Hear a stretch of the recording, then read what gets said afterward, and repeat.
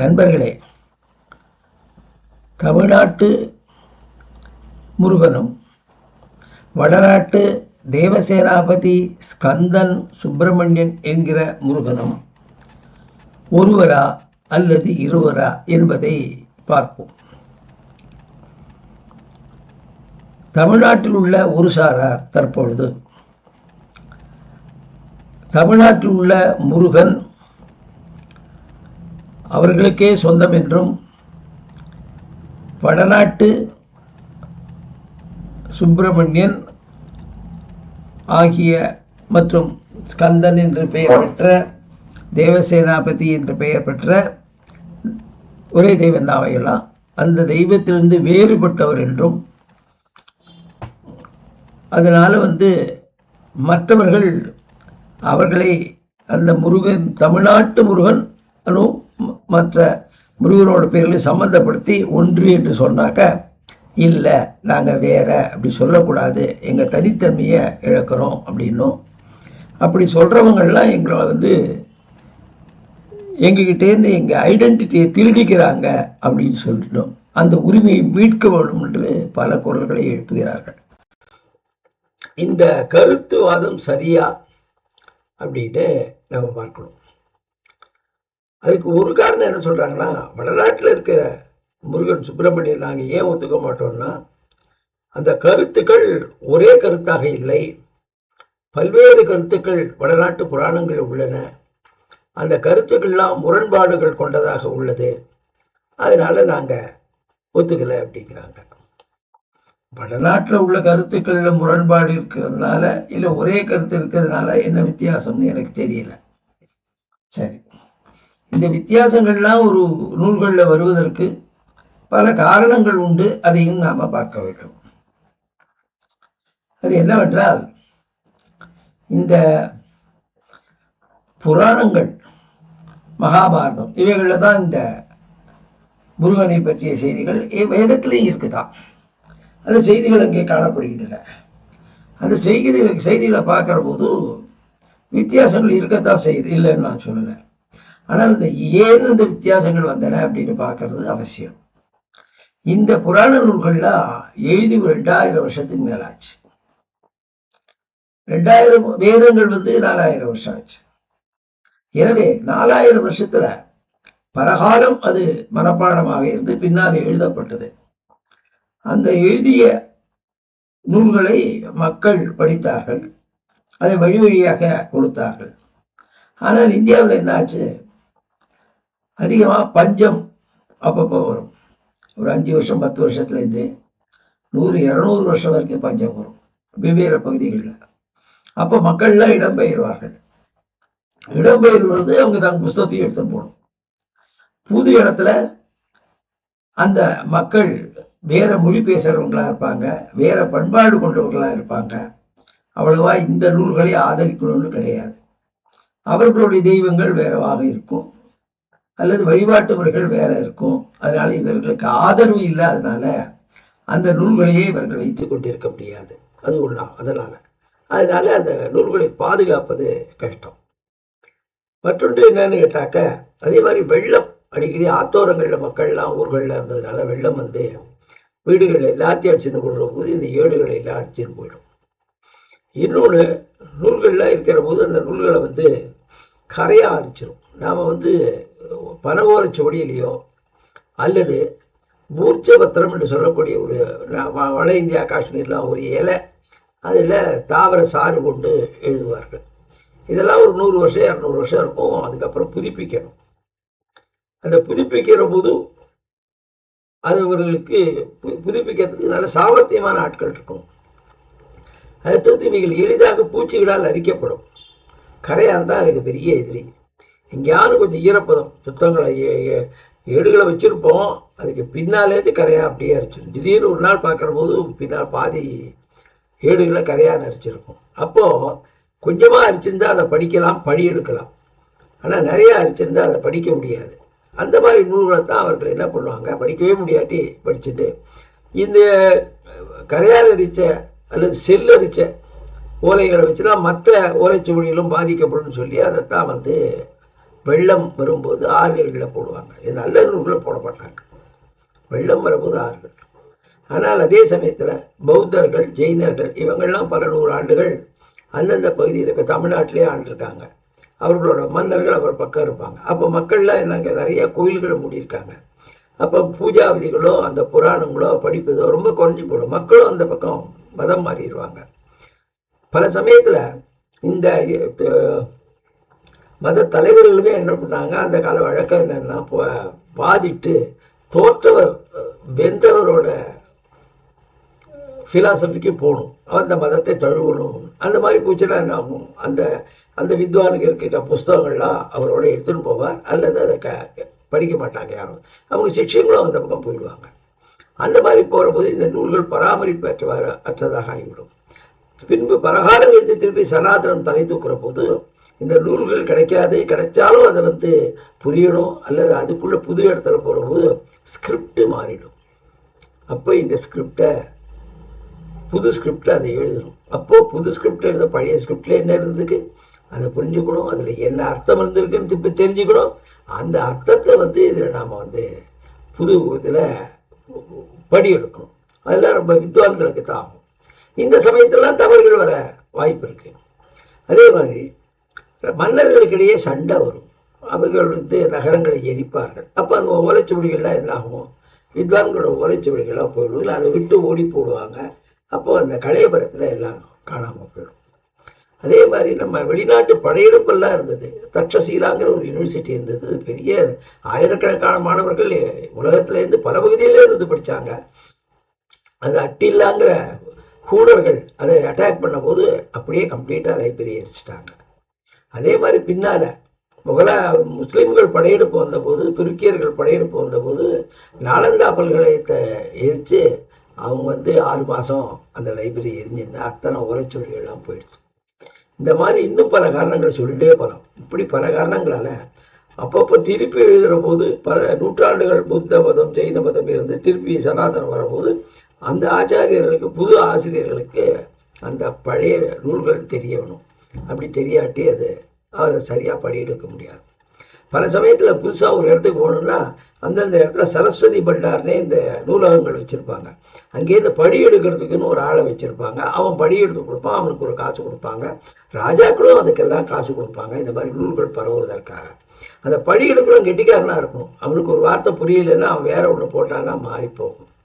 அதே மாதிரி நூல்கள்லாம் பிரதேசத்துக்கு பிரதேசம் போகிற போது அங்கே அவர்களுக்கு கொஞ்சம் உரிமை எடுத்துட்டு புது விஷயங்கள்லாம் மாற்றுவார்கள். உதாரணமாக ஸ்கந்த புராணம் வடமொழியில் இருந்தது. தமிழில் கச்சியப்ப சிவாச்சாரியார் இந்த ஸ்கந்த புராணத்தை எழுதுகிற போது அவர் அங்கே தாரகாசுரங்கிற அசுரனை தான் முருகன் கொண்டான் இருக்கு, இவர் சூரபத்மனை கொண்டான்னு எழுதுகிறார். அதெல்லாம் இப்போ இவர்கள் என்ன பேசுகிறாருன்னா பார்த்தியா வேற ஆள் போட்டிருக்கு அப்படின்னு. அதே மாதிரி அவர் தேவசேனாவை பற்றிய கதை இருக்கும், வள்ளியை பற்றிய கதை இருக்காது. அது இந்த தமிழ்நாட்டில் ஆட் பண்ணியிருப்பாங்க. அப்போ பார்த்தீங்களா இந்த மாதிரி புராணத்தில் வித்தியாசம் இருக்குது. அதே மாதிரி முருகனோட அவதாரத்தில் எடுத்துக்கிட்டா கூட சிறு சிறு வேறுபாடுகள் அதில் இருக்குது அப்படின்னு பார்க்குறோம். அப்போ என்ன இப்படி வேறுபாடு இருக்கு? ஒன்றில் அக்னியின் பிள்ளையாக சொல்லிருக்கு, ஒன்றில் சிவபெருமான் நெற்றிக்கண்ணிலேருந்து வந்த தீயிலேருந்து வந்ததாக சொல்கிறதுக்கு, இன்னொன்றில் சிவபெருமானோட வீரியத்திலேருந்து வந்ததாக சொல்லியிருக்கு. இந்த மாதிரி விஷயங்கள் சொன்னால் இப்படி வித்தியாசங்களாக இருக்கு, அதனால இதை ஏற்றுக்கொள்ள முடியாது, அவரோட பிறப்பை இங்கே ஏற்றுக்கொள்ள முடியாது அப்படின்னு அதை அவங்க சொல்கிறாங்க. ரீஜனல் ஒவ்வொரு ரீஜன்லையும் கொஞ்சம் காலம் வரும்போது அவர்கள் மொழியில் மாற்றுற போது, இல்லை அவர்களே அந்த நூல்களை அதே பழைய மொழியில் எழுதினா கூட மாறுதல்கள்லாம் வரும், புதுசாக அடிஷன் ஆகும். உதாரணமாக சொல்லப்போனால் இந்த சப்தகாண்ட ராமாயணம் சொல்லி அஸ்ஸாமில் எழுதுகிறார் 14ஆம் நூற்றாண்டில். அவர் என்ன எழுதுறார், அதில் ராமனை சாதாரண மனுஷன் மாதிரி எல்லாமே நடத்தார். அவர் என்ன எழுதுறார், இது பாராயணத்துக்குரிய கிரந்தம் இல்லை, நூல் அல்ல, இது மக்களுக்கு சந்தோஷம் கொடுக்க எழுதின, அதனால புராண ராமாயணத்தில் இருக்கிறது இல்லைன்னு நினச்சிக்காதீங்க, என்னோட எண்ணம் அது கிடையாது அப்படின்னு அவர் எழுதுறார். அதே மாதிரி மகாராஷ்டிரா பகுதியில் அத்தியாத்ம ராமாயணம், அப்புறம் ஆனந்த ராமாயணங்கிற நூல்களில் பார்த்தீங்கன்னா நீங்கள் மயில் ராவணன் கதையெல்லாம் அங்கே இருக்கும். அது வால்மீகி ராமாயணத்தில் கிடையாது. அந்த மாதிரி பிரதேசத்துக்கு பிரதேசம் ஒரு இந்த இதிகாச புராணங்களில் மாறுதெல்லாம் இருக்கும். இதையே தான் பிரம்மாண்ட புராணத்தில் 2ஆம் பாகத்தில் ஒரு ஸ்லோகத்தில் ரிஷி சொல்கிறார், இந்த மாதிரி பல காரணங்களால காலம் ஆகும் பொழுது பல 100 ஆண்டுகள் பல 1000 ஆண்டுகள் ஆகும்போது சிறு சிறு மாற்றங்கள் வெவ்வேறு பதிப்புகளில் இருக்கும். உதாரணமா யாரோட பிள்ளை யாரு, யாரோட அண்ணன் தம்பி, இதுல எல்லாம் வித்தியாசம் அல்லது உறவுகள் மாறும், பேரே மாறும். ஆனா அதெல்லாம் முக்கியம் இல்லை. முக்கியமான விஷயம் மட்டும் மாறாது. உதாரணமா இங்க முருகப்பெருமானத்துல சிவபெருமானோட மகன், அது நெற்றிக்கல்ல வந்ததா இருக்கட்டும் அல்லது அவர்களுடைய வீரியம் வந்து மகத்தான அவரோட வீரியத்தினால வந்ததா இருக்கட்டும், அது அக்னி வாங்கி போட்டதா இருக்கட்டும், இல்லை அக்னி அதுவும் ஒரு அக்னிங்கிறால இவன் அக்னியோட பிள்ளையாக இருக்கட்டும், அதெல்லாம் ஒண்ணுதான், பெரிய வித்தியாசம் கிடையாது. நாம பெரிய வித்தியாசம் நினைக்கக்கூடாது என்று புராண ஆசிரியர்களே சொல்லுகிறார்கள். அதுக்கப்புறம் அது வந்து கங்கை கிட்ட கொடுத்து அது நாணல் காட்டில் அதை விட்டு அங்கே கிருத்திகா பெண்கள் எடுத்து 6 குழந்தைகளாகி அதை தேவியிடம் கொடுத்து அது ஒரு குழந்தையாகி அப்படிங்கிறது மாறாத விஷயமாக இருக்கிறது. எனவே இப்படித்தான் பார்க்கணும். இப்படித்தான் ஒரு கதைகள்ல மாறுதல்கள் இருக்கிறதுனாலே அந்த கதைகளை நாங்கள் எடுத்துக்க மாட்டோம், அந்த முருகனை அந்த தெய்வமாக நாங்கள் கொள்ள மாட்டோம் அப்படிங்கிறது ஒரு தேவையில்லாத விஷயம். அது இவர்கள் வேறு காரணங்களுக்காக அதை எடுத்துக்கொள்கிறார்கள். அதனால இந்த வித்தியாசம். அதே சமயத்தில் இவர்கள் சொல்லக்கூடிய கடந்த 10-20 வருஷத்துக்குள்ள சொல்லக்கூடிய முருகனை பற்றிய செய்தி, அவருடைய தோற்றத்தை பற்றிய செய்தி, அதுல ஏதாவது ஒரு ஒற்றுமை இருக்குதான? கிடையவே கிடையாது. ஒருத்தர் என்ன சொல்றார், அதெல்லாம் நீங்க நிறைய பார்த்துருக்கீங்க. ஏன்னா இந்த சேனல்லாம் பல லட்சக்கணக்கான பேர் சப்ஸ்கிரைப் பண்ணுறாங்க. அது ஒருத்தரோட சேனலில் இருக்கிறவரை இன்னொரு சேனலுக்கு சப்ஸ்கிரைப் பண்ணலாம். அதனால நான் பேர் சொல்லாமல் சொல்கிறேன். ஒருத்தர் குமரி கண்டத்தில் முருகன் 40,000 வருஷத்துக்கு முன்னால் பிறந்தார் அப்படிங்கிறார். இன்னொருத்தர் இல்லை 24,000 வருஷத்துக்கு முன்னால் பிறந்தார். இன்னொருத்தர் இல்லை 14,000 வருஷத்துக்கு முன்னால் பிறந்தார் அப்படிங்கிறார். இன்னொருத்தர் அம்மா குமரி கண்டத்தில் பிறந்தார், அப்புறம் இருந்தார், பட் யாழ்ப்பாணத்தில் பிறந்தார் அப்படின்னா. குமரி கண்டத்தில் ஆட்சி செய்தார், யானை மேலிருந்து போராடினார், விவசாயம் சொல்லி கொடுத்தார் அப்படின்னு ஒரு கருத்து. அப்புறம் இல்லை, அவர் மனிதனாக இருந்து அவர் தன்னுடைய திறமையாலும் நல்ல குணங்களாலும் தவத்தாலும் அவர் சித்தர் நிலையை அடைந்து இறைநிலையை அடைந்தார் அப்படின்னு சொல்லிட்டு டெய்ஃபிகேஷன் அப்படிம்பாங்க. அந்த முறையில் அவர் தெய்வமாக ஆனார். உண்மையில சொல்லப்போனால் எல்லா கடவுளுமே மனிதராக இருந்த தெய்வமாக தான், எதுவுமே தெய்வம் இல்லை அப்படின்னு இதிகாச புராணங்கள் சைவ வைஷ்ணவ நூல்கள் சொல்லக்கூடிய கருத்துக்கு மாறாக இவர்கள் இந்த கருத்துக்கள் எல்லாம் கட்டமைக்கிறார்கள் இவர்கள். அப்புறம் இன்னொரு இல்லை புதிய வரையில பிறந்தார் அப்படிங்கிறார். இப்படி 20 வருஷத்துக்குள்ள இவங்ககிட்டே இத்தனை விதமான வித்தியாசங்கள் இருக்கு.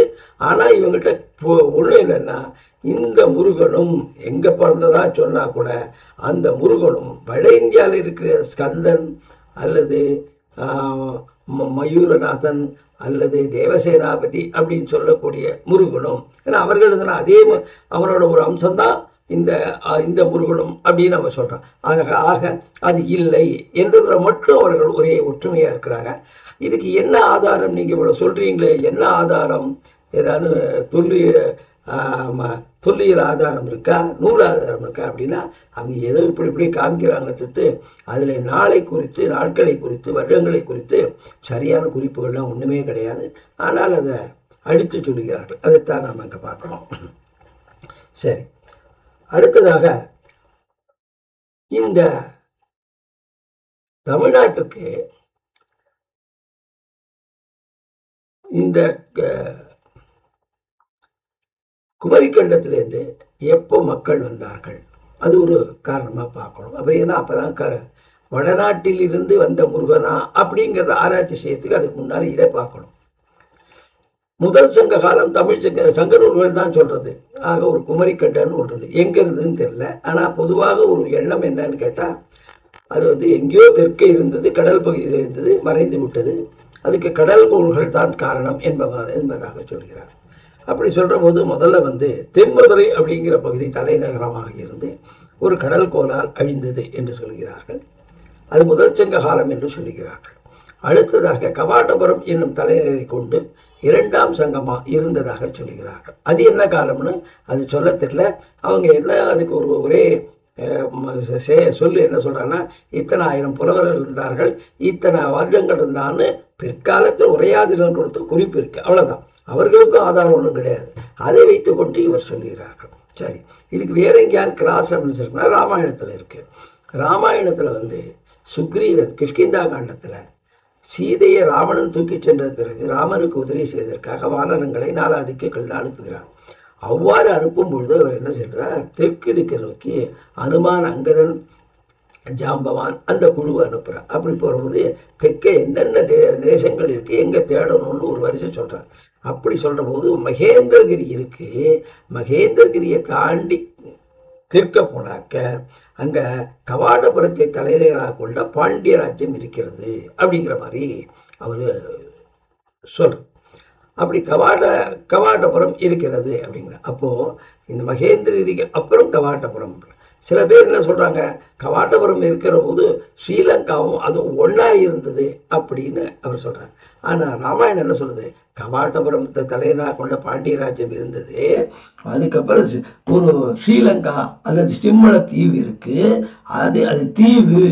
அப்ப தீவுன்னு அர்த்தம் இதோட நிலத்தொடர்பு இல்லாத ஒரு பகுதி அப்படின்னு சொல்றது. ஆக இப்ப இருக்கிற மாதிரி இது தீவாத்தான் இருந்ததே தவிர்த்து இந்த மத்திய பகுதியான கவாடபுரத்தை தலைநகரமாக கொண்ட அந்த பாண்டிய ராஜ்யத்தோட இல்லை அப்படின்னு தெரிகிறது.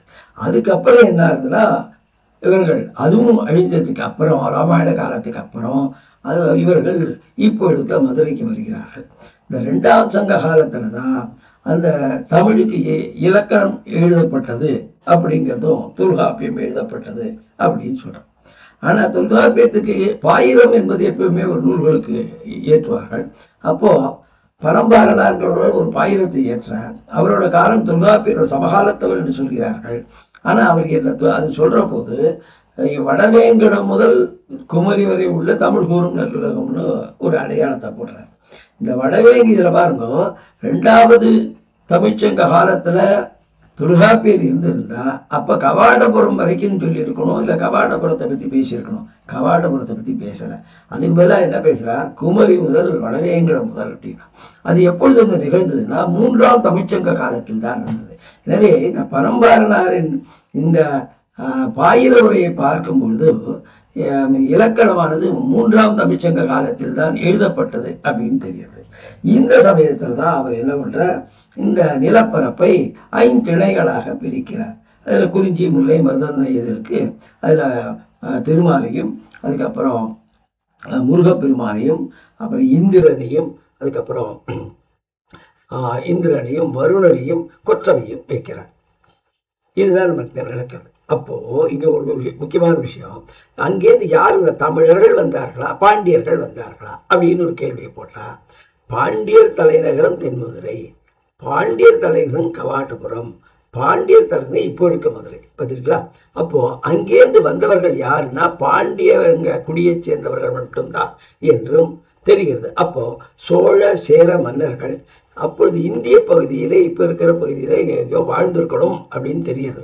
ஆக அதனால்தான் அவர்கள் வந்த உடனே இந்த பாண்டியர் வந்த உடனே அதான் பாருங்க, நம்ம 10-12ஆம் நூற்றாண்டுல பார்க்கிற போது கல் தோன்றி மந்தோன்றா காலத்து வாளோடு முன்தோன்றிய மூத்த குடின்னு அவங்க சொல்றாங்க இல்லையா. அந்த சமயத்துல இவர்களுக்கும் புதுசா வந்த பாண்டியர்களுக்கும் இங்கே இருக்கக்கூடிய பூர்வ குடிகளுக்கும் ஒத்துக்கொள்ள முடியாம இருக்கிறதுனால, ஏன்னா அவங்க ஏரியாவை அவங்க பிடிக்கிறாங்க. அதனால பெரும்பாலும் சங்க காலத்து சண்டைகள்லாம் இதன் அடிப்படையில் இருந்திருக்கலாம் என்பது யூகிக்க தகுந்ததாக இருக்கிறது. அதனால இன்னொரு விஷயம் என்ன தெரியுதுன்னு கேட்டா, எப்போ பாண்டியர்கள் அங்கேருந்து இங்க வந்தாங்க அப்படின்னு ஆச்சோ, அவங்க குமரிக்கண்டத்திலேருந்து வந்த ஆட்கள்ங்கிறது அவங்க தான். இல்லை மற்றவங்களும் அங்கே இருந்தாங்க என்ன சொன்னாலும், அப்போ 3ஆம் தமிழ்ச்சங்க காலத்தில் தான் வெளியே இருந்து தமிழ் குடிகள் இங்கே தங்குகிறார்கள் அப்படின்னு வைக்கிறோம். பின்னால் இங்கிருந்த சோழ சேரர்களும் ஒன்னா சேர்ந்து மூவேந்தர்களும் ஆணவா இருக்கலாம். அப்படி இல்லை, தமிழ்குடி முழுக்க அங்கேருந்து குமரியிலிருந்து வந்தா 3ஆம் தமிழ்ச்சங்க காலத்தில் தான் இந்திய பகுதிக்கு வருகிறார்கள். அந்த 3ஆம் தமிழ்ச்சங்க காலம் என்ன என்பதை அறிஞர்கள் பலவாறாக கூறுகிறார்கள். ஆனால் அறுதியிட்டு கூறவில்லை. அதை பார்த்துக்கலாம். அப்போ ஒரு முக்கியமான விஷயம் என்னன்னா, இந்திய தொல்லியல் அவர்கள் ஆராய்ச்சிகள் பண்ற போது அதிலே கிடைக்கக்கூடிய விஷயங்கள், அதோட கால பரிமாணம் இருக்கே இத்தனை வருஷத்துக்கு முன்னால அப்படின்னா, அதுல 3ஆம் தமிழ்ச்சங்க காலத்துக்கு முந்தையதாக எது கிடைக்கிறதோ அது குமரியிலிருந்து வந்த மக்களின் சான்றுகள் அல்ல என்றும், ஏற்கனவே இந்திய பகுதிகளில் வாழ்ந்து வந்த மக்களின் சான்றுகளாகவும் தொல்லியல் சான்றுகளாகவும் நாம் எடுத்துக்கொள்ள வேண்டும் என்பது இங்கே தெரிகிறது. அடுத்தது இங்கே ஐந்திணை எப்படி வந்தது? இவர்கள் தொல்காப்பியர் பண்ணாங்க. எப்படி பண்ணார்? தொல்காப்பியர் புதுசா பண்ணாரா, ஏற்கனவே இருந்ததா அப்படின்னா புராணங்களிலும் உண்டு, பல புராணங்களிலும் இது உண்டு. இந்த திணை பகுப்பு என்பது அங்கேயே இருக்கு. அதாவது இந்த குறிஞ்சி முல்லை மருதம் நெய்தல் என்ற 5 பிரிவுகள் இல்லாம 7-8 பிரிவா அங்க இருந்தது. இந்த பள்ளமான பகுதி இருக்கிறது, அந்த மருத நிலம், அதுக்கு அனுப்பா என்று பெயர். கொஞ்சம் சரளை கல்லாக கோர்ஸ் சாண்ட் அதெல்லாம் இருந்தா அதுக்கு ஜாங்லான்னு பேரு. பாலைவனமாக இருந்தா அதுக்கு மருதம்னு பேரு. மற்றபடி பிளாட் லேண்டா இருந்து அக்ரிகல்ச்சர் லேண்டா இருந்தா சாதாரணன்னு பேரு. அதே மாதிரி நெய்தல் நிலத்துக்கு கடற்கரைனா சமுத்திரதான்னு பேரு. அப்புறம் உயர்மலை பகுதிகளுக்கு அதுக்கு பர்வதான்னு பேர். இப்படி நிலப்பெயர்களுக்கு அங்கேயும் அதெல்லாம் உண்டு. இங்க தமிழ்நாட்டில் உள்ள இந்த ஐந்திணை நிலத்துக்கும் அதுக்கும் ஒரு வித்தியாசம் என்னன்னா, ஐந்திணை பகுப்பு தமிழ்நாட்டில் பண்ற போது அது கிளாசிபிகேஷன் பேஸ்ட் ஆன் சைக்காலஜி. ஏன்னா ஒன்னொன்னுக்கு ஒரு நாட்டியம், ஒரு மனவினை முறை, ஒரு வழிபாட்டு முறை எல்லாம் உளவியல் பாங்காக பண்ண கிளாசிபிகேஷன். ஆனால் வடநாட்டில் இருக்க கிளாசிபிகேஷன் உளநிலை பாங்கான கிளாசிபிகேஷன் கிடையாது, அது பிசியலாஜிக்கல் கிளாசிபிகேஷன். அங்கே சொல்கிற போது ஆயுர்வேதம் சரக சங்கீதி சொல்கிற போது ஒருவருக்கும் வாதம், கபம், பித்தம் அப்படிங்கிற 3 குணங்கள் இருக்கு இல்லையா, அந்த குணங்களை எது எந்த நிலத்தில் அதிகமாக இருக்கும், அப்போ என்னென்ன வியாதிகள் வரும், அதுக்கு என்னென்ன மருந்துகள் கொடுக்கலான்னு சொல்லி ஃபிசியலாஜிக்கலாக அவங்க அதை பிரித்து அதை டீல் பண்ணுறாங்க. இப்படி 2 விதமாக இருக்குது. எனவே இந்த பிரிவை தமிழ்நாட்டில் மட்டும்தான் ஐந்திணை பகுப்புன்னு இல்லை, வடநாட்டிலையும் இருக்குது. அது ரொம்ப நாளாக இருக்குது, எல்லா நூல்களையும் இருக்கும். குருங்கிற கௌரவர்கள் இந்த இடம் குருன்னு பேர். அது கூட குரு ஜாங்கலான்னு தான் சேர்த்து நிலப்பறவையும் சேர்த்து தான் சொல்லுவாங்க. அதே மாதிரி அனுப்பாங்கிற கண்ட்ரிலாம் இந்த ஃப்ளட் பிளைன்ஸு அண்ட் டெல்டா ரீஜனுக்கெல்லாம் அனுப்பா அப்படின்னு பேர். கேரளாவில் பார்த்தா குட்டநாடும்பாங்க, அந்த மாதிரி இடம் அதெல்லாம் இருக்கும், பள்ளமான பகுதி. இப்படி பேர்களோட அங்கேயும் இருந்திருக்கு. சரி, இங்கே ஐந்திணை நிலங்கள், அந்த ஐந்திணை நிலங்களுக்கு உள்ள தெய்வங்கள், இந்த பெயருக்கு என்ன வந்தது, இவை எப்படி கொடுக்கப்பட்டன, இவைகள் புராண கடவுளா அல்லது தமிழ் கடவுள்களா அப்படின்னு.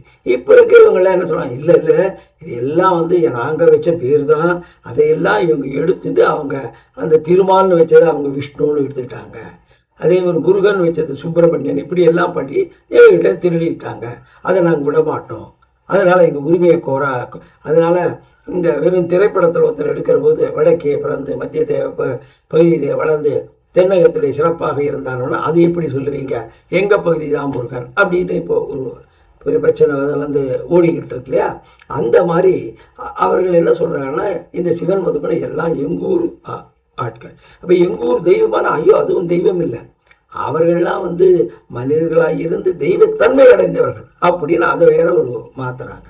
சரி, அப்போ முதல்ல புராணங்கள் என்ன சொல்லுகின்றன, ஐந்திணைக்கும் புராணங்களுக்கும் சம்பந்தம் உண்டா, தமிழ்நாட்டு ஐந்திணைங்களுக்கும் புராணங்களுக்கும் சம்பந்தம் உண்டா அப்படிங்கிற ஒரு கேள்வி வருது. சம்பந்தம் உண்டு எப்படின்னு பார்க்கலாம். அதுக்கு தமிழ் இலக்கிய சான்று உண்டா, உண்டு, அதுவும் சொல்லலாம். என்னன்னா, மகாபாரதம் யுத்தம் நடந்தது. அது எப்போ நடந்ததுன்னா, இந்த இப்போ நம்ம கலிகாலம்னு சொல்லிட்டு ஒரு 5127 வருஷமா சொல்லிட்டு இருக்கோம். அதுக்கு அந்த பீரியட் அது கண்ணன் தன்னுடைய இந்த உலகத்தை விட்டு வைகுண்டத்துக்கு போன போது நாள்லேருந்து கணக்கு வச்சிருக்காங்க பெரியவங்க. அதுக்கு 36 வருஷத்துக்கு முன்னால மகாபாரத யுத்தம் நடந்தது. அந்த யுத்தம் நடந்த போது பாரத தேசத்துல வடக்கு பகுதியில தெற்கு பகுதியிலே நடந்ததாகவும் சில இடைச்சல்கள் இருக்கு. அது இடைச்சல்கள் தான் சொல்லணும். அவங்க ஒருத்தர் நமக்கு பெருஞ்சுவத்தூரியன் சாப்பாடு கொடுத்ததா இருக்கு, பாண்டிய மன்னன் அவரும் பாண்டவர் பக்கம் சண்டை போட்டதா இருக்கு, அதெல்லாம் இருந்திருக்கலாம். இல்லை அது பின்னால இவர்களும் அங்கே சேர்ந்திருந்தார்கள், அதெல்லாம் சவுத் இந்தியன் ரிசர்ச்ன்னு பேர், தென்பகுதி எடிஷன்ஸ்ல இருக்கு, அந்த மாதிரி நடந்திருக்கலாம். சரி, அதனால 2 பகுதியாக பிரிஞ்சு வடதேசத்துல எல்லாரும் சண்டை போட்டு பெருசா செத்துப்பாங்க. அதுல கண்ணன்ல மேற்கு யமுனா நதிக்கு மேற்கே இருக்கக்கூடிய பகுதி முழுக்க வடக்கேந்து பஞ்சாப்லேருந்து குஜராத் வரைக்கும் எல்லாம் யாதவர்கள் நிலம். அங்கே ஏராளமான யாதவ குடிகள்லாம் இருந்தார்கள். 11 வேளிர்கள் அப்படின்னு சொல்லக்கூடாது, 18 குடிகள் இருந்தாங்க. அந்த 18 குடிகளில் என்னாச்சு, எல்லாம் 2ஆ பிரிஞ்சு ஒன்று கண்ணனும் அவன் மருமகன் சாத்தியனும் பாண்டவர்கள் பக்கம் சேர்ந்தான். பாக்கி வந்து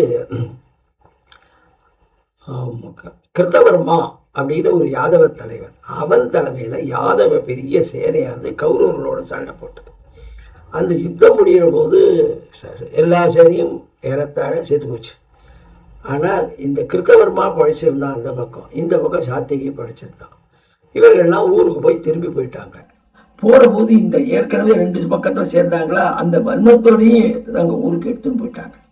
இங்கே கிருஷ்ணர் அது யுத்தம் முடிஞ்ச உடனே கிருஷ்ணர் அந்த பக்கம் உடனே ஊருக்கு போக முடியல. பாண்டவர்கள் அவரை வேண்டி விரும்பி கெஞ்சி எங்களோட இருன்னு சொன்னதுனால, பல வருஷங்கள் பாண்டவர்கள் கஷ்டப்பட்டதுனால அவர்களுக்கு கொஞ்சம் மகிழ்ச்சியை தருவோம்னு சொல்லிட்டு ஒவ்வொரு மாதமும் கிளம்புவார். நான் ஊருக்கு போகிறேன், ரொம்ப நாள் ஆச்சு அப்படின்னு. இல்லை கண்ணா இரு அப்படின்னு ரொம்ப பிடிவாதமாக கேட்பாங்க. அப்படின்னு போட்டு 1 வருஷம் ஆயிடுச்சு. அந்த 1 வருஷத்துக்குள்ள என்னாச்சுன்னா அவர்களுக்குள்ள கொஞ்சம் வெறுப்பு ஜாஸ்தியாச்சு. அங்கே இருந்தது பலராமன், அதனால கொஞ்சம் கட்டுப்பாடு இருந்தது. ஆனால் பலராமனும் துரியோதன் பக்கம் கொஞ்சம் சாஃப்ட் காண்டர். திருப்பி 1 வருஷத்துக்கு கண்ணன் வருகிறார். 35 வருஷம் இவங்கள்லாம் சமாதானப்படுத்தி வைக்கிறார். ஆனால் இவர்களுக்குள்ள நீர் பூத்த நெருப்பாக அந்த 2 கூட்டத்தாரிடையே பெரிய சண்டை போடுவதுக்கு ரெடியாக இருக்காங்க. 36வது வருஷம் பிராபாச தீர்த்தம் என்று சொல்லக்கூடிய குஜராத் கடற்கரையில் இந்த யாதவ சேனைகளாம் ஒருவருக்குள் அடித்து கொண்டு எல்லாரும் இறந்தார்கள்.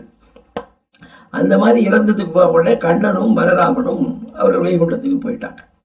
இது மகாபாரத கதை. இதுக்கு அப்புறம் நடக்கிற கதை தான் நம்ம தமிழ்நாட்டுக்கு சம்பந்தமானது. இவர்கள் போனதுக்கு அப்புறம் என்னாச்சு, தடுப்பார் யாரும் இல்லை, நல்ல வார்த்தை சொல்றதுக்கு இல்லை, வடநாட்டில் பெரிய ராஜா இல்லை, எல்லாம் போயிட்டாங்க. அதனால இந்த யாதவகுலம் பாக்கி இருக்க அடுத்த ஜெனரேஷன் ஒருத்தருக்கு எப்போ பார்த்தாலும் சண்டை போட்டுக்க ஆரம்பிச்சாங்க. ஒருத்தருக்கு கொள்றது, தாக்கிறது எல்லாம். அப்படி ஒரு சில நூற்றாண்டுகள் போன உடனே இந்த கண்ணனோட வம்சத்தை சேர்ந்தவ, சாத்திகியோட வம்சத்தை சேர்ந்தவங்க அவங்கெல்லாம் என்ன பண்ணாங்க, எதுக்கு மற்ற இந்த இவங்களோட மற்றவங்களோட சண்டை போடுறது, நாம் வேற பகுதிக்கு போயிடலாம் குடியேன்னு சொல்லிட்டு இந்த 11 வேளிர்கள் அப்படிங்கிறாங்க. 11 வேளிர்களாக இருக்கலாம். அதில் சில பேர் அது ஒரு குரூப் 18 பேர், அதில் சில வேளிர்களை போட்டு அருவாளர்கள் அவங்க தான் சிந்து சமவெளி அந்த பக்கம் முழுக்க பலராமன் தான் விவசாயத்தை மிக அதிகமாக. இந்தியாவிலே 3 பேர் விவசாயத்திற்கு மிகவும் அதிகமாக பண்டை காலத்திலே வளர்த்ததாக புராணங்கள் சொல்லுகின்றன. அதையே ஆரியன் என்று சொல்லக்கூடிய ஒரு கிரேக்க சரித்திர ஆசிரியர் இந்த சொல்லுவார், அந்த 3 பேருமே இந்தியாவில் இருந்தாங்க அப்படிம்பார். அதுல 2வது ஆள் யாருன்னு கேட்டால் அவர் தான் சிவபெருமான். அந்த சிவபெருமான் தான் ராமருக்கு முன்னால ஒரு அவதாரம் பண்ணி அங்கே உண்டு. அவர் சிவபெருமானும் ஒவ்வொரு சதுர்யுகத்திலையும் கலியுகத்தில் 4 சீடர்களோட அவதாரம் பண்ணி மக்களுக்கு வேண்டிய நல்லதெல்லாம் செய்வார். அது ரொம்ப அற்புதமான கதைகள். இவர்கள் சிவபெருமானை பற்றி வட இந்திய புராணங்கள், வட இந்திய வேதங்கள் மோசமாக சொல்லியிருக்கோம், ரொம்ப அற்புதமாக சொல்லியிருக்கு. புராணங்களில் சிவபெருமான் நம்ம மக்கள் கூட்டத்துக்கு எப்படி ஒவ்வொரு கலியுகத்திலையும் என்னென்ன பொருள்களை கொடுத்தார் அப்படிங்கிறது அவ்வளோ அழகாக சொல்லியிருக்கு. ஆனாலும் அதெல்லாம் தெரியாததுனால இவங்க அது சிவபெருமானை அவமானப்படுத்தி விட்டார், நம் சிவனை அவமானப்படுத்தி விட்டார், ருத்ரனுக்கு மதிப்பில்லை அப்படின்னு இவங்க எல்லாம் சொல்லிகிட்டே இருக்காங்க. அதெல்லாம் பார்ப்போம். இன்னும் இதுக்கப்புறம் வேறு சில வீடியோலாம் என்னென்ன புராணங்களும் வேதங்களும் சிவபெருமானுக்கு என்னென்ன பெருமையை சேர்த்திருக்கின்றன அப்படிங்கிற விரிவாக பார்ப்போம். ஆதாரத்தோடு பார்ப்போம், நூல் ஆதாரத்தோட நாம் பார்ப்போம். அது ஒன்றும் சந்தேகம் இல்லை. எனவே இந்த சிவபெருமான் தான் என்ன பண்ணுறா, முதல்ல கலப்பையை கண்டுபிடிச்சு கொடுக்குறார். அப்போ புராணம் என்ன சொல்றது, இவர் கலப்பையை முதல்ல கண்டுபிடிச்சு கொடுத்தார்.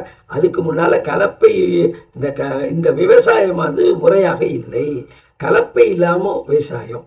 அப்போ எதுனா அதுக்கு முன்னால் தான் நம்ம சொல்கிறோம், ரொம்ப ப்ரிமிட்டிவாக இருக்கிற போது அந்த தூவல் முறையில் பண்ணுறது, தண்ணியில் வர்றது, அது தூக்கி போடுறது, இல்லை ஒரு குழியை வச்சு அந்த விதைகளை போடுறது, இவ்வளோதான் இருந்தது.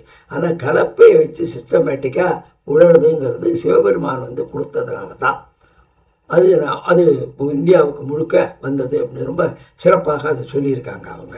அதுக்கப்புறம் பல காலம் கழிச்சு பலராமன் அதே கலப்பை ஆயுதத்தை எடுத்துன்னு அவர் இன்னும் கொஞ்சம் சிஸ்டமட்டைஸ் பண்ணுறார். அவர் தான் எந்தெந்த நிலப்பரப்பில் என்னென்ன விவசாயம் பண்ணால் எந்தெந்த கிராப்பு போட்டால் நல்லா இருக்கும்.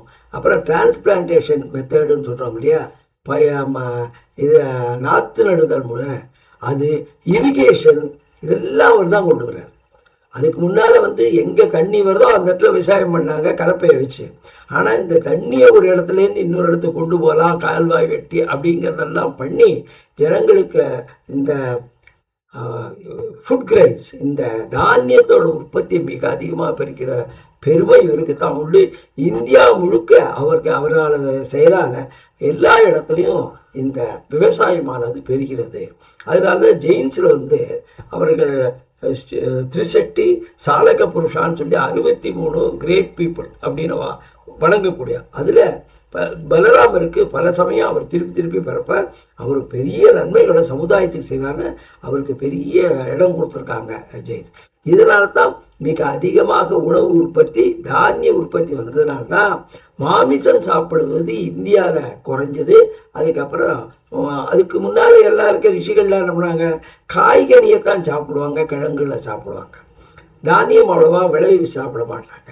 அந்த விவசாயம் வந்ததுக்கு அப்புறம் உற்பத்தி மிக அதிகமாக இருந்ததுனால ஒரு சப்ஸ்டியூட்டாக இது வெஜிடேரியனிசம் வரத்துக்கே இந்த பலராமர் தான் காரணம்.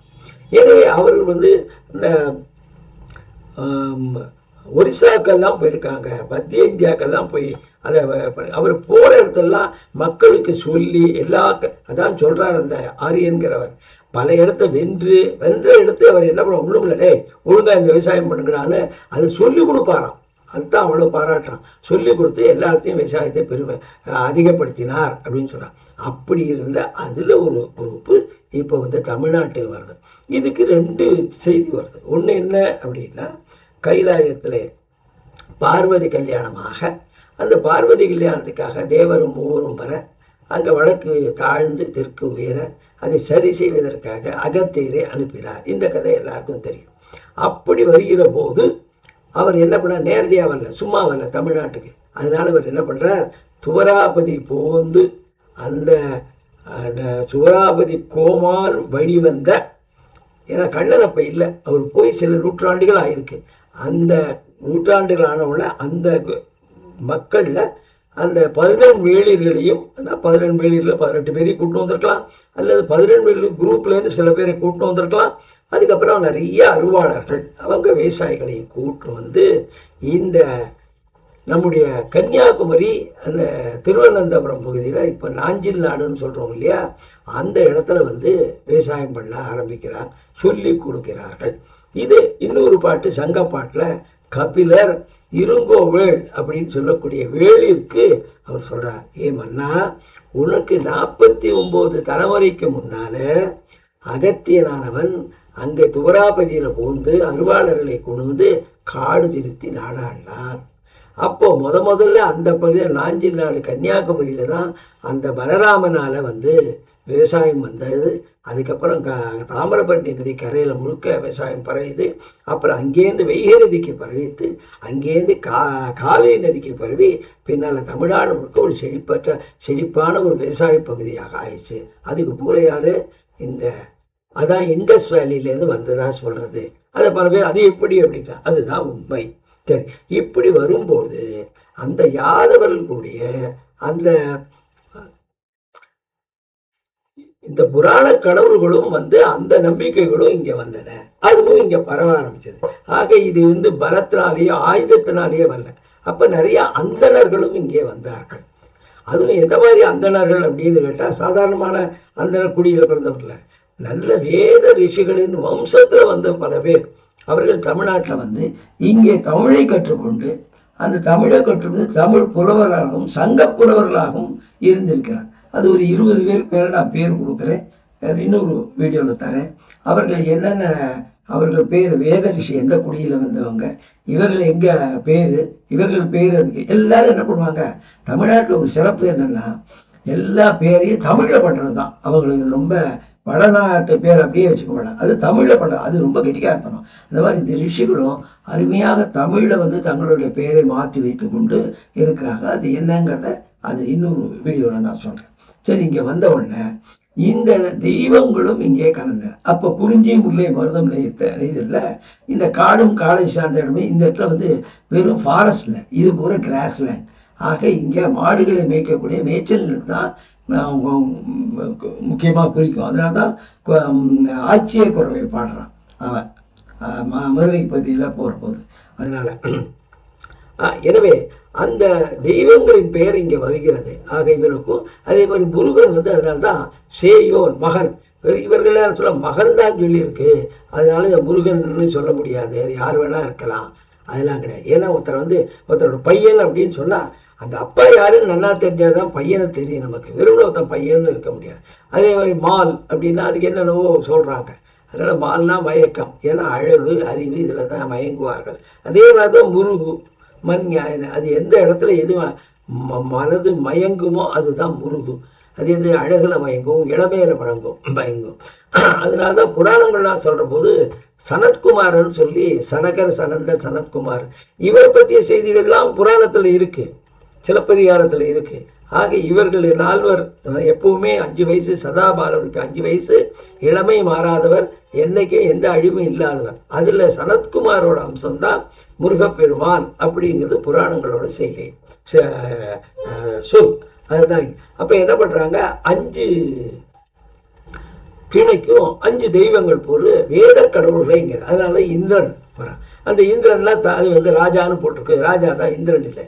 இதெல்லாம் உரையாசிரியர்கள்லாம் பல்லாயிரம் வருஷமாக அப்புறம் வந்து சைவ வைஷ்ணவத்துல பெரும் அடியார்கள்லாம் இருக்கு, ஆழ்வார்கள் நாயன்மார்கள் இதெல்லாம் யாரு இந்திரன் தான் சொல்லியிருக்காங்க, அவருடன் தான் சொல்லியிருக்காங்க. எல்லா நூல்களையும் எல்லாரும் சொன்னா கூட இப்ப இது 21வது நூற்றாண்டு மேதைகள்லாம் என்ன சொல்றாங்க, இல்லை அது இல்லை அப்படி இல்லை அப்படிங்கிறாங்க. அதை நீங்க மனசுல வச்சுக்கணும். அதனால இவர்கள் சொல்றதுக்கு வந்து எந்த பிரமாணமும் கிடையாது.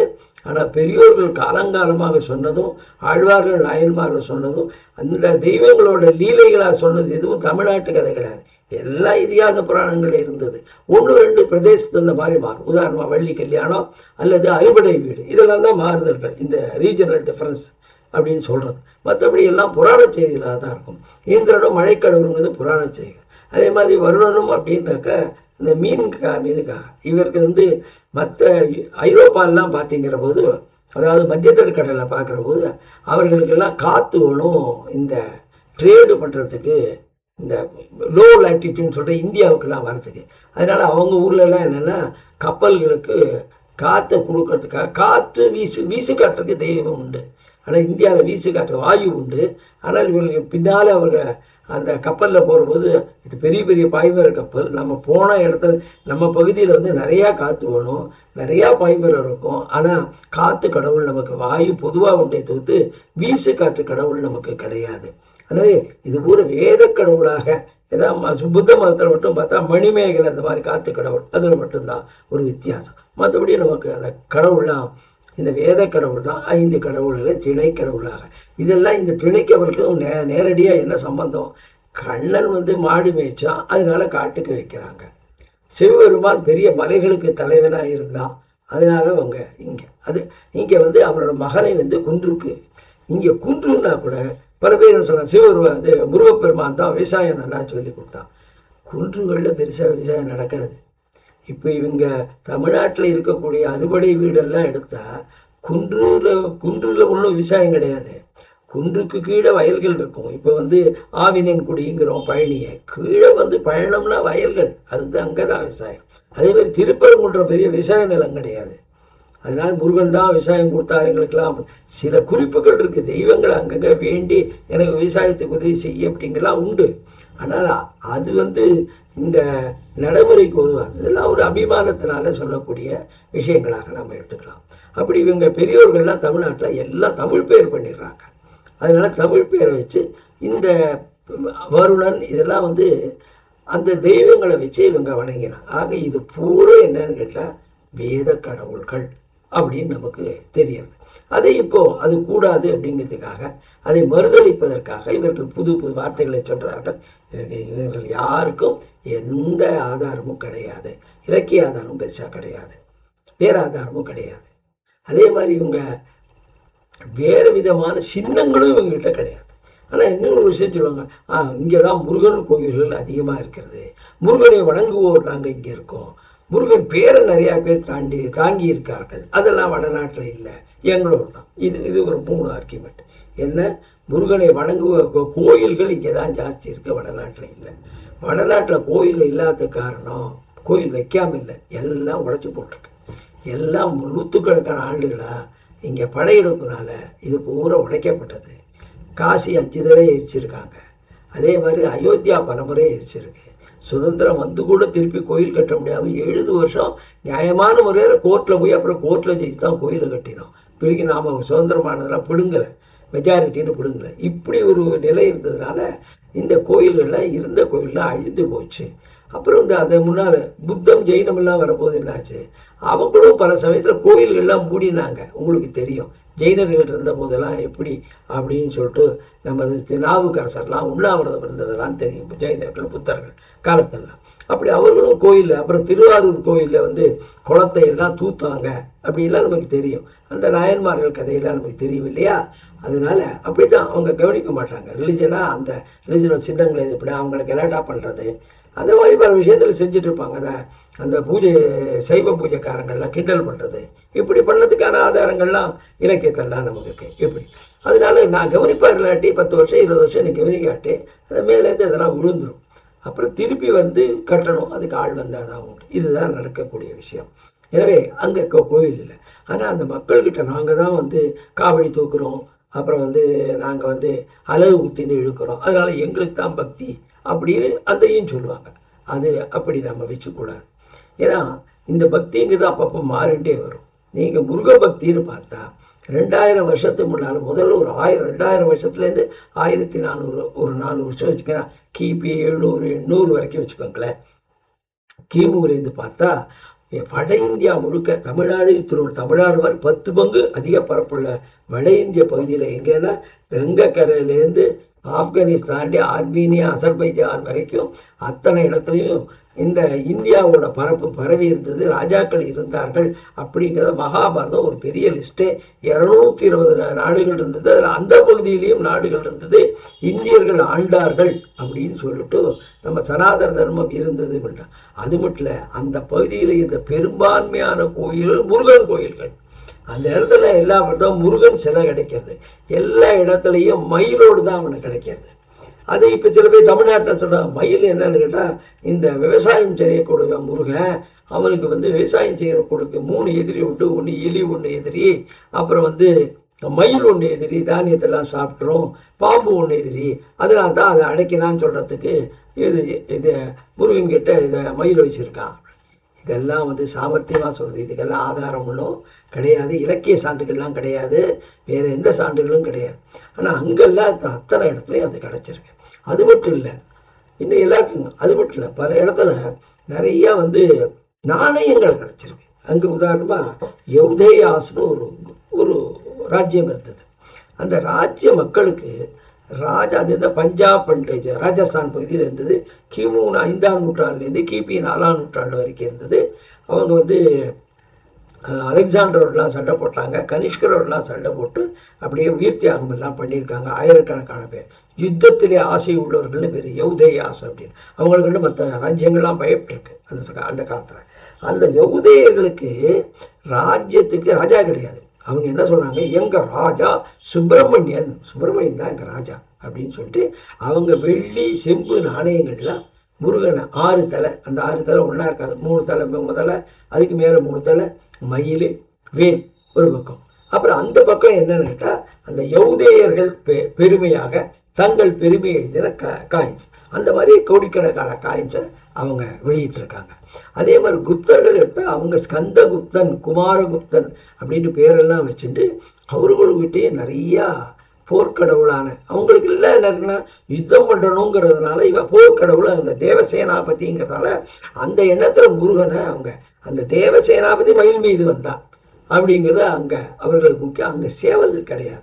இந்த சேவலும் மயிலும் 2ஆக பிரிஞ்சது இருக்கு பாருங்க, அது தமிழ்நாட்டில் தான் அந்த தமிழ் ஸ்காந்தத்தில் தான் உண்டு. அதனால அது கிடையாது, இது மட்டும் உண்டு.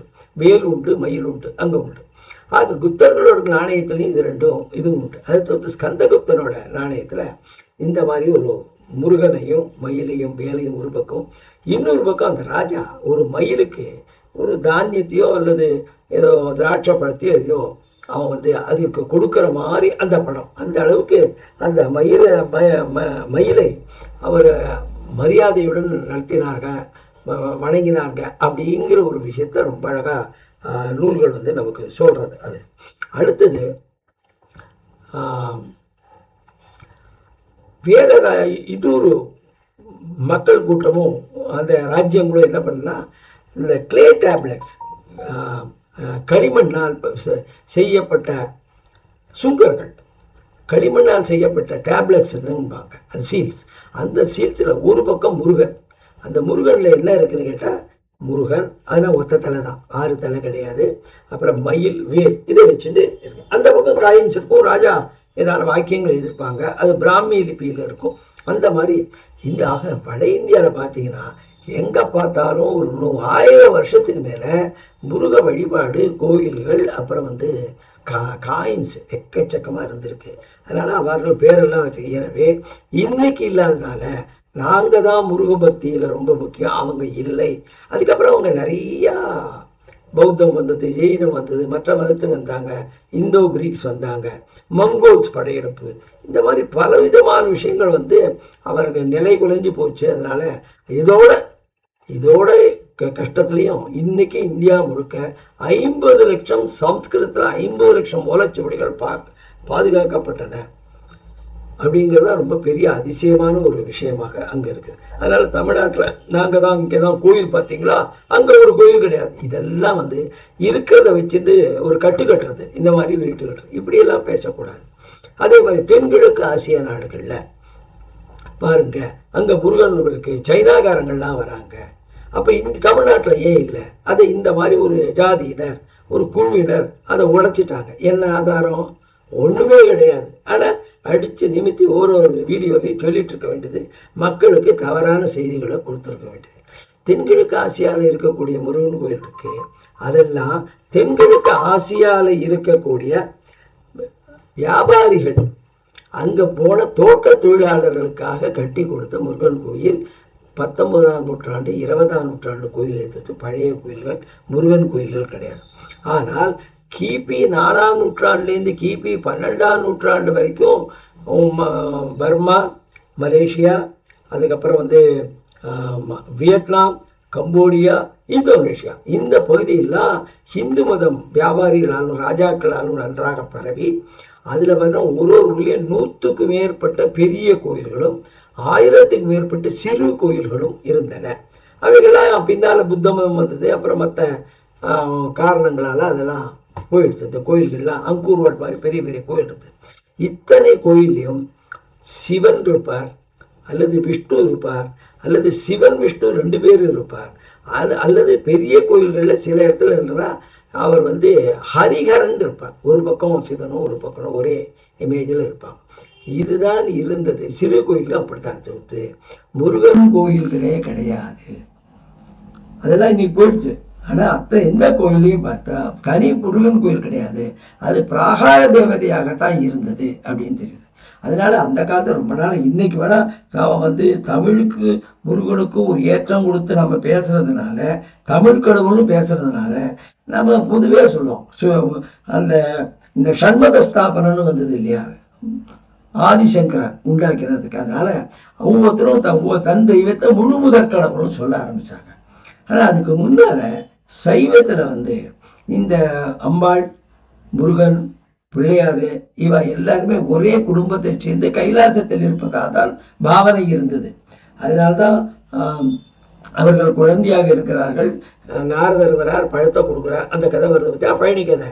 அது வந்து அது கைலாசத்துக்கு போகிறார். அதே மாதிரி விநாயகர் இந்த ஔவையாரானவர் நான் வந்து கைலாசத்துக்கு போகணுன்னு தான் கேட்குறேன்.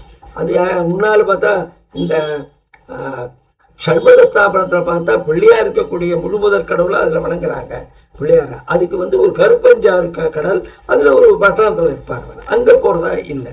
அதே மாதிரி முருகனோட இடம் ஒன்று தனியாக இருக்குது, அந்த நகரத்துக்கு போகிறதா இல்லை. பழைய நூல்கள் எல்லாத்துலேயும் இவெல்லாம் ஒரு குடும்பமாக தான் நினச்சாங்க. அதனால முருகன் தனி முழு கடவுள், தனி முதற் கடவுள் அப்படிங்கிறது நமது சம்பிரதாயத்தில் இல்லை. அப்படி இல்லை. இப்பொழுதுதான் சமீபத்தில் அது இதில் வந்தது, எது ஷண்மத ஸ்தாபனத்தில் வந்தது. ஆனால் அது அவ்வளவு தூரம், அது கூட எதனால் வந்ததுன்னா வடக்கே இருந்த பல பகுதிகளில் அவங்க முருகனை வேண்டியதுனால அதோட வெளிப்பாடாக தமிழ்நாட்டில் வந்தது. ஆனாலும் தமிழ்நாட்டில் வந்து இவர்களை எல்லாம் ஒன்றாகத்தான் நினைத்தார்கள், ஒரே குடும்பமாகத்தான் நினைத்தார்கள். அதனால அந்த கோயில்கள் தான் அதுக்கு வெளிப்பாடு தான் அங்கே அத்தனை விஷ்ணு கோயிலும் சிவன் கோயிலும் இருந்தது அப்படின்னு சொல்லிட்டு நாம் பார்க்குறோம். அதனால் இதெல்லாம் என்னென்னா ஒரு விஷயத்தை பார்க்கறது நமக்கு சாதகமாக தெரியறது, உடனே அதை வச்சு ஒரு கட்டமைப்பு, ஒரு கதை கட்டுறது, அதை மக்கள்கிட்ட எல்லாம் அடித்து சொல்கிறது, அது மக்கள் எல்லாம் உடனே அதை ஃபாலோ பண்ணி இன்னும் 10 பேர் வீடியோ போடுறது, இதே பண்ணுறது ஒரு தவறான கருத்துக்களை பரப்புவதற்கான ஒரு மீடியாவாக இந்த யூடியூப் வீடியோஸ் இருக்கிறது. உண்மையை பேசுவதாக அது இல்லை. அதே மாதிரி இன்னொரு பேரெல்லாம் வச்சுக்கிறோம், தமிழ் பேர், முருகன் பேரெல்லாம் நாங்கள் நிறையா வச்சுக்கிறோம், மற்ற சிலர் வச்சுக்கிறதே இல்லை. அதனால் அது பாருங்க, இந்த பேர் வைக்கிறதெல்லாம் அந்தந்த காலத்தில் மாறிண்டே இருக்கும். ஸ்ரீரங்கத்துக்கு போனால் ரங்கநாதன் பேர் நிறையா இருக்கும், காஞ்சிபுரத்துக்கு போனால் வரதராஜன் பேர், ஏகாம்பரம் பேரும் நிறையா இருக்கும். அந்தந்த ஊரை சுற்றி அந்தந்த இருக்கும், அந்தந்த குலத்தை சுற்றி அந்தந்த பேர் இருக்கும் இல்லையா? அப்படி தமிழ்நாட்டில் வந்து தமிழ் கடவுள் அப்படின்னு எல்லோருமே எல்லா காலத்திலுமே நினைத்திருந்ததாக வைத்து கொண்டால் எத்தனை தமிழ் மன்னர்கள் முருகன் பேரை வச்சுட்டாங்க, எத்தனை தமிழ் புலவர்கள் முருகன் பேரை வச்சுட்டாங்க, அதெல்லாம் எழுதுங்க, சொல்லுங்க பார்க்கலாம். அதே வட இந்தியாவில் ஸ்கந்தகுப்தன், குமாரகுப்தன் பேர் வச்சிருந்தார் ராஜாலாம். அப்படி எந்த தமிழ் மன்னர்கள், எத்தனை தமிழ் மன்னர்கள் இந்த முருகன் பேரை, தமிழ் முருகன் பேரை தாங்கள் வைத்து கொண்டார்கள். அதனால் பேரை வச்சு சொல்ல முடியாது, அது வெவ்வேறு மரபுக்கு தகுந்த மாதிரி இருக்கும். இன்றைக்கி ஒன்றுமே இல்லை, நேற்று வரைக்கும் என்னென்னவோ பேர் இருந்தது. இப்போ என்ன பண்ணுறாங்க, ஒரு 70 வருஷமாக ஐயப்பன், முன்ன வேதத்தில் இருக்கக்கூடியது, புராணத்தில் இருக்கக்கூடியது ஐயப்பனோட சரித்திரம் என்று சொன்னாலும் கூட இப்போ இது 70 வருஷமாக பிரசித்தமாக இருக்குது. நிறையா கோயில்கள், ஐயப்பன் கோயில்கள் நிறையா வந்துடுது. அப்போ என்ன பண்ணுறாங்க, எல்லாரும் ஐயப்பன், மணிகண்டன், நிறையா பேர், ஆயிரக்கணக்கான பேர் குழந்தைகளுக்கு பேர் வைக்கிறாங்க. 30-40 வருஷமாக இருக்க சாய்பாபா, உடனே என்னாச்சு, எல்லாரும் சாய்ராம்னு பேர் வைக்கிறாங்க. ஏன் நேற்று இன்றைக்கு இருக்கக்கூடிய இளங்க தலைமுறையெல்லாம் ரஜினி முருகன் பேர் வச்சுக்கலாம், தப்பு கிடையாது, அபிமானத்தினால வைக்கிறாங்க.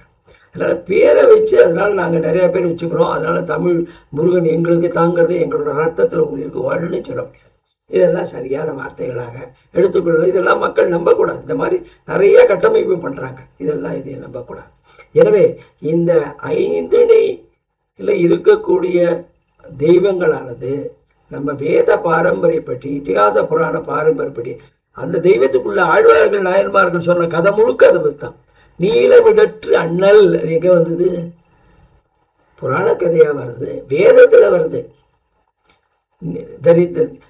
தரித்திரன் நீல லோகிதா, கழுத்தில் வந்து நீல கலரை வச்சுட்டு இருக்குவேன் அப்படின்னு சொல்லி ருத்ரமானது சிவனை பற்றி சொல்கிறது. தரித்திரன்னு சொன்னால் இந்த இடத்துல என்ன, பிரளயம் வரும்போது வேறு யாருமே கிடையாது, அவன் ஒருத்தன் தனியாக இருக்கான், அதனால அவனை தரித்திரன். திராபே அந்த சஸ்பதே தரித்திரன் நீலலோகிதா, அவன் நீல நிறத்து மிடற்று அண்ணன் சொல்கிறான் பார்த்தீங்களா, அது வேதத்தில் இருக்குது, அது புராணத்தில் இருக்குது, அந்த கதைகள் இருக்குது, அது தமிழ் பாடல்களில் வருது. எனவே இந்த தெய்வங்க சிவனும் அது இல்லை, இந்த சிவன் வேற, அந்த சிவன் வேற, இந்த சைவம் வேற, அந்த வடநாட்டு சைவம் வேற, வடநாட்டு ருத்ரன் வேற இருக்குது. இதெல்லாம் இவர்கள் கட்டமைப்பை தவிர்த்து உண்மையில பார்த்தா அப்படி இல்லை. இந்த மாதிரி பல விஷயங்கள், இதிகாச புராணங்கள், இந்த விஷயங்களை பற்றியெல்லாம் நாம் இன்னும் மேலும் பேசுவோம். கொஞ்சம் கொஞ்சமாக சாஸ்திர இதிகாசங்களில் இருக்கிற, புராணங்களில் இருக்கிற உண்மைகள்லாம் உங்களோட பகிர்ந்து கொள்கிறேன். இன்னும் நிறையா விஷயங்கள் இந்த காலத்தில் தவறாக பேசுகிறாங்க. அதாவது இந்த சிவபெருமானோட லிங்கம் அப்படின்னா என்னங்கிறத பற்றி தவறான கருத்துக்கள் தமிழ்நாட்டில் இது பண்ணுறது, சிவபெருமானுக்கு வேதங்கள் சிஷ்ணதேவன்னு சொல்லுது அப்படின்னு சொல்கிறது, இந்த மாதிரி நிறையா விஷயங்கள், தவறான விஷயங்கள் பல ஆண்டுகளாக திருப்பி திருப்பி சொல்லப்படுகின்றன. அதனால் உண்மை என்ன என்பதை உங்களோட நான் பகிர்ந்து கொள்கிறேன். எனவே நண்பர்களே, இந்த அவர் ஏன்ஷியன்ட் ட்ரூத் அப்படிங்கிற இந்த சேனல் இந்த பர்பஸுக்கு தான் ஆரம்பிச்சிருக்கேன். நல்ல விஷயத்த உங்களோட பகிர்ந்துக்கணும், சாஸ்திரங்கள், இதிகாச புராணங்கள் இருக்கிற உண்மைகளை உங்களோடு பகிர்ந்து கொள்ள வேண்டும், தவறு மட்டுமே இங்கே பரவக்கூடாது அப்படிங்கிறனால அதனால் இந்த சேனலுக்கு நீங்கள் எல்லாரும் ஆதரவு கொடுக்கணும். நீங்கள் எல்லாரும் இதை சப்போர்ட் பண்ணணும். நீங்கள் எல்லாரும் தம்ஸ் அப் பண்ணி நீங்கள் பார்க்கணும். நிறையா பேர் ஷேர் பண்ணணும். மேலும் பல வீடியோக்களை நான் அடுத்தடுத்து போடுகிறேன். நன்றி, வணக்கம். அறமே வெல்லும்.